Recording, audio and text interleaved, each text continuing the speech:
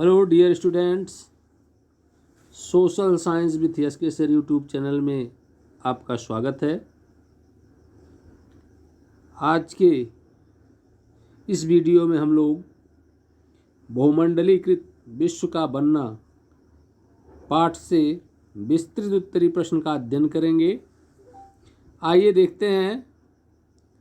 पहला विस्तृत उत्तरी प्रश्न है, बताएं कि पूर्व आधुनिक विश्व में बीमारियों के वैश्विक प्रसार ने अमेरिकी भूभागों के उपनिवेशीकरण में किस प्रकार मदद की। उत्तर है नंबर 1, पुर्तगाली और स्पेनिश सेनाओं की विजय का सिलसिला 16वीं सदी के मध्य में आरंभ हुआ। इन देशों ने अमेरिका को उपनिवेश बनाना आरंभ किया था। नंबर 2, यूरोपीय सेनाएं केवल अपनी सैन्य शक्ति के बल पर अमेरिका को नहीं जीत रही थी और न ही उनके पास कोई परंपरागत किस्म का हथियार था, बल्कि उनके पास चेचक जैसी संक्रामक बीमारियों के कीटाणु थे जो स्पेनिश सैनिकों और अफसरों के साथ अमेरिका पहुंचे थे। नंबर 3, लाखों वर्षों से अमेरिका शेष विश्व से पृथक रहा था। फलस्वरूप वहाँ के लोगों में यूरोप की संक्रामक बीमारियों से लड़ने की क्षमता नहीं थी। इस नए स्थान पर चेचक जैसी संक्रामक बीमारी बहुत घातक व जानलेवा सिद्ध हुई। यूरोपीय लोग जहाँ नहीं पहुँचे वहाँ भी यह संक्रामक बीमारी पहुँच गई। चेचक जैसी संक्रामक बीमारी ने अमेरिका के सभी समुदायों को समाप्त कर डाला। इस तरह विदेशी घुसपैठियों की जीत का मार्ग प्रशस्त होता गया। नंबर 4, इस तरह बिना किसी चुनौती के पुर्तगाल और स्पेन द्वारा अमेरिका में उपनिवेश की स्थापना हुई। नंबर 5, चेचक जैसी संक्रामक बीमारी के संबंध में अमेरिकियों की मान्यता थी कि चेचक स्पेन की सेना द्वारा चलाई गई अदृश्य गोलियां हैं जिनका प्रतिरोध करने की शक्ति अमेरिका के मूल समुदाय वालों में नहीं थी। प्रश्न 2, निम्नलिखित के प्रभावों की व्याख्या करते हुए संक्षिप्त टिप्पणियां लिखें। क है, कार्न लॉ के समाप्त करने के बारे में ब्रिटिश सरकार का फैसला। ख है, अफ्रीका में रेंडर पेस्ट का आना। ग है, विश्व युद्ध के कारण यूरोप में कामकाजी उम्र के पुरुषों की मौत। घ है, भारतीय अर्थव्यवस्था पर महामंदी का प्रभाव। अंग है, बहुराष्ट्रीय कंपनियों द्वारा अपने उत्पादन को एशियाई देशों में स्थानांतरित करने का फैसला। इस प्रकार से इस प्रश्न में 5 बिंदुओं पर टिप्पणी लिखना है। आइए क्रमिक रूप से एक एक बिंदुओं पर टिप्पणी लिखते हैं। उत्तर क, मोटी हेडिंग से लिखिएगा, कार्न लॉ के समाप्त करने के बारे में ब्रिटिश सरकार का फैसला। इसमें लिखिए, ब्रिटेन की जनसंख्या 18वीं सदी के अंतिम दशक में तेजी से बढ़ने लगी थी। इसके प्रभाव से ब्रिटेन में भोजन की मांग बढ़ी। फलस्वरूप भूस्वामियों के दबाव में आकर ब्रिटेन की सरकार ने कार्न के आयात पर पूरी तरह से प्रतिबंध लगा दिया। जिस कानून के माध्यम से सरकार ने कार्न के आयात पर प्रतिबंध लगाया उसे कार्न लॉ कहा जाता था। खाद्य पदार्थों की ऊंची कीमतों से परेशान होकर देश के उद्योगपतियों और शहरी नागरिकों ने सरकार को इस बात के लिए विवश कर दिया कि वे कार्न लॉ को तत्काल निरस्त कर दें। कार्न लॉ के समाप्त होने के बाद बहुत कम कीमत पर खाद्य पदार्थों का आयात किया जाने लगा। आयातित खाद्य पदार्थों की लागत ब्रिटेन में पैदा होने वाले खाद्य पदार्थों से भी कम थी। ऐसे में ब्रिटिश किसान आयातित खाद्य पदार्थों की कीमत का मुकाबला नहीं कर सके। फलस्वरूप देश के विशाल भूभाग पर खेती बंद हो गई और हजारों की संख्या में कृषक बेरोजगार हो गए। ऐसे में गांव से उजड़कर लोग शहरों या दूसरे देशों का रुख करने लगे। दूसरा यानी ख है, अफ्रीका में रेंडर पेस्ट का आना। मोटी हेडिंग से लिखेंगे, अफ्रीका में रेंडर पेस्ट का आना। इसमें पहला बिंदु है 1890 ईस्वी के दशक के अंतिम वर्षों में अफ्रीका में रेंडर पेस्ट नामक बीमारी फैली। मवेशियों कोष्ठक में पालतू जानवरों में प्लेग की तरह फैलने वाली इस बीमारी से लोगों की आजीविका और स्थानीय अर्थव्यवस्था पर व्यापक प्रभाव पड़ा। नंबर 2 है, उस समय इरिट्रिया कोष्ठक में पूर्वी अफ्रीका का देश पर आक्रमण कर रहे इटली के सैनिकों के भोजन के लिए एशियाई देशों से मवेशी लाए जा रहे थे।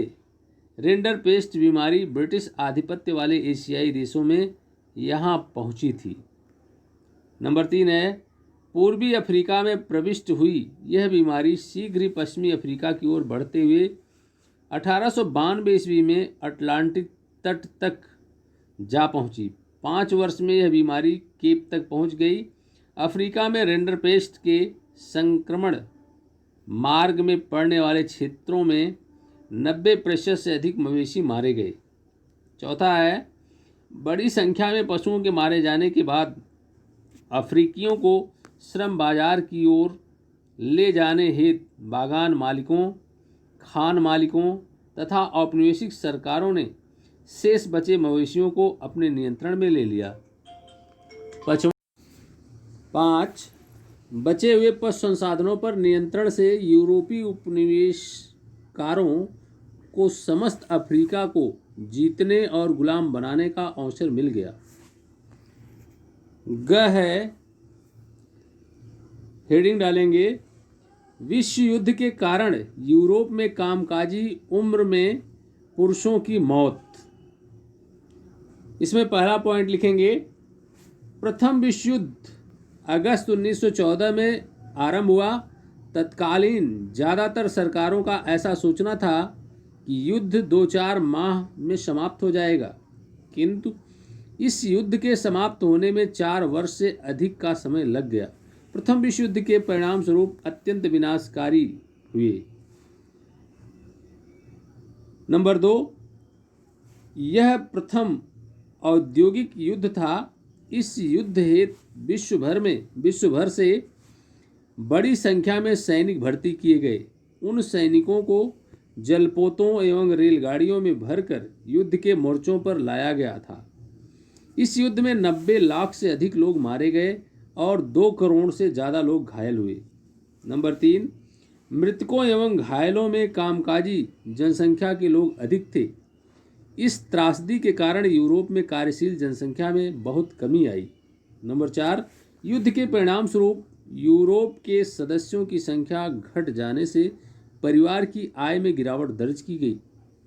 नंबर 5, प्रथम विश्व युद्ध ने सामाजिक संतुलन को प्रभावित किया।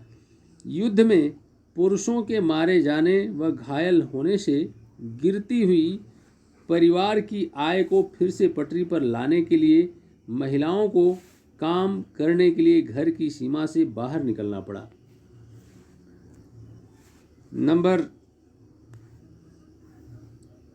अगला हेडिंग है, भारतीय अर्थव्यवस्था पर महामंदी का प्रभाव। इसमें लिखेंगे, 1929 ईस्वी की विश्वव्यापी मंदी का पश्चिमी देशों के साथ साथ उनके उपनिवेशों पर गंभीर प्रभाव पड़ा।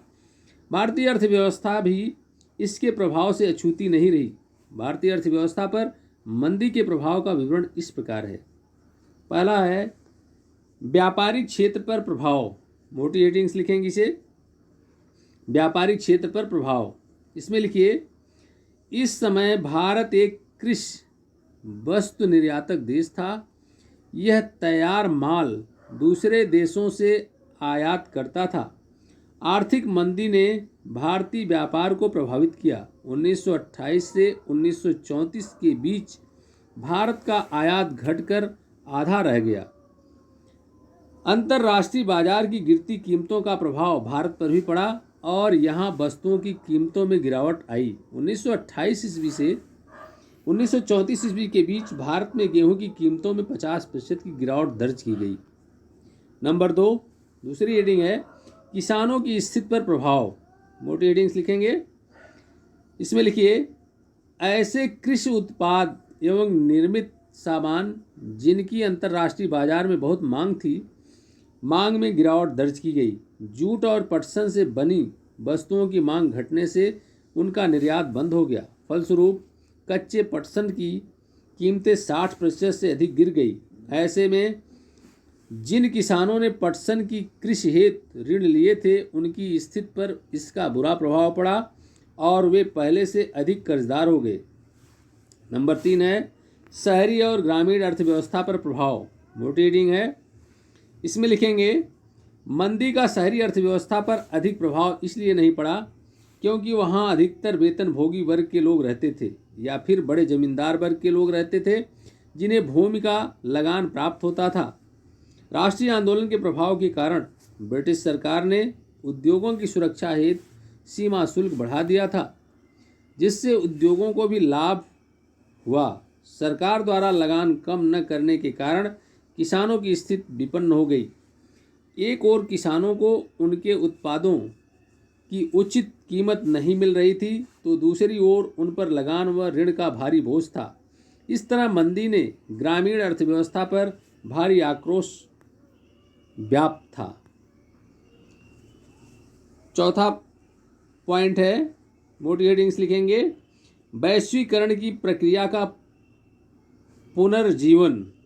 इसमें लिखेंगे मंदी के दौर से प्रभावित भारत बहुमूल्य धातुओं विशेषकर सोने का निर्यात करने लगा। अर्थशास्त्री कीन्स के अनुसार भारतीय सोने के निर्यात से भी वैश्विक अर्थव्यवस्था को पुनः जीवित करने में सहायता मिली। इसके बाद अगली टिप्पणी है अंगा बहुराष्ट्रीय कंपनियों द्वारा अपने उत्पादन को एशियाई देशों में स्थानांतरित करने का निर्णय। मोटी हेडिंग्स लिखेंगे इसको। इसमें नंबर 1 है बहुराष्ट्रीय कंपनियों की स्थापना 1920 ईस्वी के दशक में की गई थी।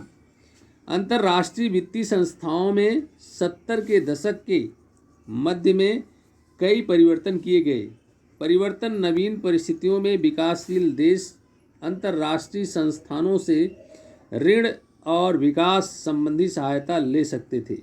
नंबर 2 बहुराष्ट्रीय कंपनियों का विश्वव्यापी प्रसार 50 से 60 के दशक की एक प्रमुख विशेषता थी। इसका प्रमुख कारण था कि अधिकतर देशों की सरकारें देश में बाहर से आने वाले सामान पर भारी आयात शुल्क वसूलती थी। ऐसे में बहुराष्ट्रीय कंपनियों को अपने संयंत्र उन्हीं देशों में लगाने को विवश होना पड़ा जहां वे अपने उत्पाद बेचना चाहते थे। इस तरह उन्हें घरेलू उत्पादकों के रूप में काम करना पड़ता था। तीसरा है 1970 के दशक में एशियाई देशों में बेरोजगारी बढ़ने लगी। ऐसे में बहुराष्ट्रीय कंपनियों ने एशियाई देशों में उत्पादन इकाइयां स्थापित करने का प्रयत्न किया, क्योंकि यहाँ उन्हें कर्मचारियों को कम वेतन देना पड़ता था। अन्य एशियाई देशों की तुलना में चीन में कम वेतन देना पड़ता था। अतः बहुराष्ट्रीय कंपनियों ने चीन में अन्य देशों की तुलना में अधिक उत्पादक इकाइयां स्थापित की। इससे वैश्विक अर्थव्यवस्था परिवेश परिवर्तित हुआ। इस प्रकार से आपने देखा ये विस्तृत उत्तरीय प्रश्न, इन्हें आप अपनी कॉपी में नोट करेंगे और तैयार करेंगे।